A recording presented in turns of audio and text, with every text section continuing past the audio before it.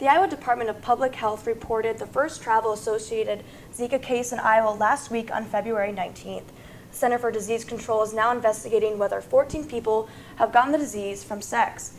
Joining us now to tell us more about the Zika virus is Bremer County Health Department Administrator Lindley Sharp. Thank you for joining us this morning. Thank you for having me here. No problem.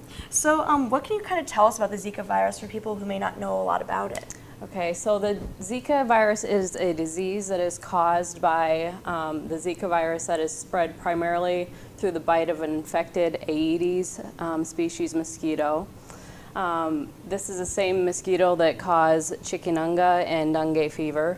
The most common symptoms of Zika are fever, rash, joint pain, and conjunctivitis, which is red eyes.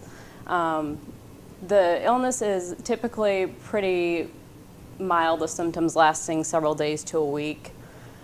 Severe illness is rare at this point. It's not a virus that's like the influenza virus, so luckily it can't be spread by touching someone who has the virus. It can't be spread through sneezing, coughing, or touching an object that was previously touched by someone who was ill. The thing about it, though, is there's no vaccine for Zika right now, and there is no treatment for the virus if you do become infected. So that's why the CDC, the Centers for Disease and Control, are really recommending that individuals traveling to Zika-infected areas postpone their travel or make different travel plans. Okay. So for prevention-wise, I mean, what can people do to kind of prevent it?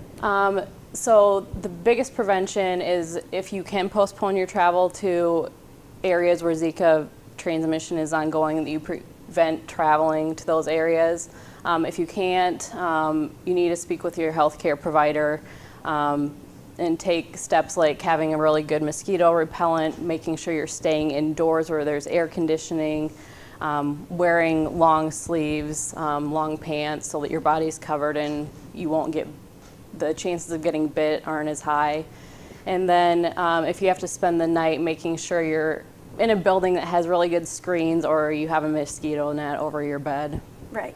So with the first reported travel-associated Zika case in Iowa last week, I mean, kind of what does that mean for the state of Iowa? So with the state of Iowa, the Bremer County Health Department, we're just really recommending postponing travel. I mean, there's not really anything you can do, like I said, for the virus. There isn't a vaccine for it, and there isn't a treatment for it. So we're just asking people that they educate themselves before they travel outside of the United States, and that they know the types of illnesses that they may contract when they travel to the areas that they're going to. So the biggest thing is educating yourself. Mm-hmm.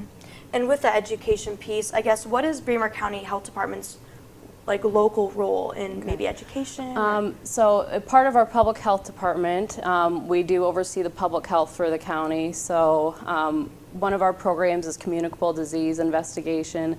So if someone were to be contracted with the Zika virus, we would, investigate that and report that to the state so that more research could be done for this disease.